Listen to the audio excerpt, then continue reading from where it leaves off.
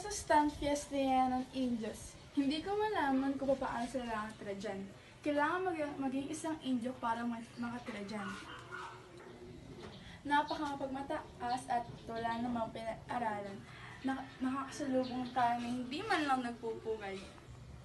Pagkapaliin mo silang sombrero gaya ng ginagawa ng kura at ng tanyente ng Guardia Civil at turuan silang gumalang.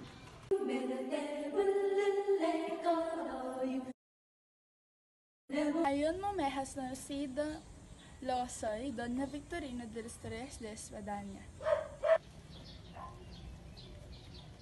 Tignan niyo ang aking mukha, magagara at magagandang kasuotan na para lamang sa isang mestiza. Ngunit itinatabig sila. Bakit? Bakit magpapakasal? Magpapasakal sa isang Indio? Hindi maaari. Bakit? Dahil nahanap ko na ang aking Mica de Hombre na si Don Tiburcio de Espadanya. Hindi siya ganun kayaman. Mas bata pa sa akin. At hindi pa nga aral. Ngunit, isa pa rin siyang Espanyol. Pinilit ko siyang maging isang doktor. Ngayon, asawa na ako ng isang doktor. Ngayon, naabot ko na ang pinakamimithi kong alto syudad. Hindi lang ako maganda, sosyal pa. At alam niyo ba, nung isang araw, nakasalubong ko si Doña Consolacion sa tapat ng bahay ng isang alperes.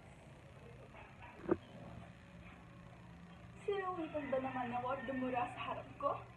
Gente muy grosera es muy fea. Kaya talaga hinangon ko siya kung sino ba talaga ang magaling sa aming dalawa.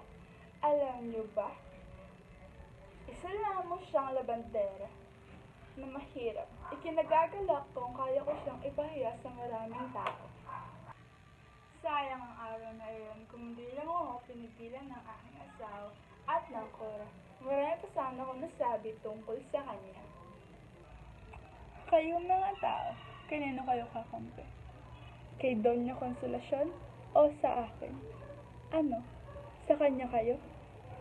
Todos de falsos y feos vanuantos al infierno. Solo nosotros, los mestizos sociales, me creemos el cielo.